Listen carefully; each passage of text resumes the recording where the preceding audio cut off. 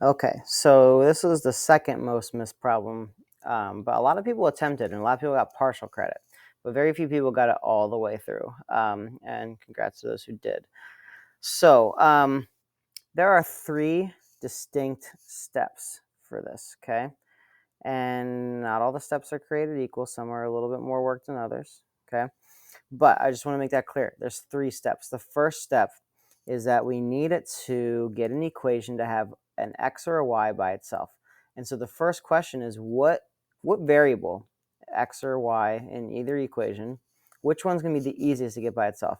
The way you can think about this is, remember, in that process, if you have a number right before it, so like we have 2x, eventually you're going to have to divide that 2 to get rid of it. So will that 2 divide to everything here? Because eventually it will have to. Well, yeah, you could. You could get this x by itself. But like, for example, this 6 right here, you can't get this x by itself because eventually you'll have to do -5 divided by 6. It's going to be a decimal. You don't really like that. The other thing is, if there is a variable that's already without anything to divide, so meaning there's no number right before it, like this y, that's going to be the easiest one off the bat. So we're going to pick that one because that y is going to be really easy to get by itself. So I'm going to write that equation here. Y plus, sorry, it's a little sloppy. Y plus 2x equals 20. Okay. How do I get this y by itself? Well, it's actually a one-step problem. I'm thinking I want to get y by itself, so I need to get, what do I need to get rid of? Well, plus 2x. Well, it's just that 2x is just being added. So if I subtract it, just like 10 minus 10 is 0, 2x minus 2x is 0. Cancels it out.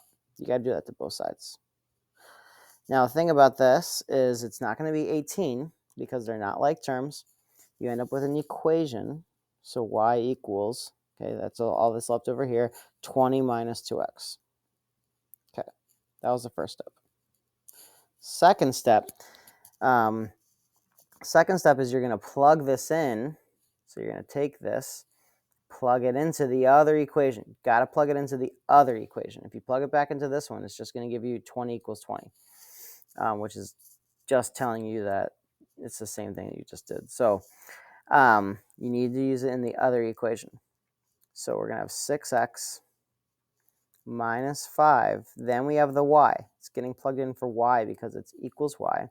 So 5 parentheses 20 minus 2x. And this is the same thing we just saw in Carolyn's problem if you had to do that one as well. Now, again, it's the same thing over and over. We got to distribute. Okay? You got to simplify this all first. So we're going to distribute -5 times 20. You could use a calculator on this, so no excuses there. It's just -100. -5 times -2x is plus 10x. Okay, so a lot of mistakes happen right here. A lot of people got this set up right, and you definitely got points for that. But a lot of people got stuck with the intricacies, making sure you have that negative when you multiply that. A lot of people ended up with different things, and also making sure you keep that x. A lot of people ended up forgetting the x, and so that messed some stuff up. Okay, so now we have our like terms. Well, our like terms is the 6x over here and the 10x over here, and they're both positive. So you should have gotten 16x there. So we got, should have 16x minus 100 equals 12. Okay, now we're down to a two-step equation. Okay, and that's nice because we've done these so many times now. If you're having trouble with these, you really just need to ask me some questions because there's no way to get around two-step equations.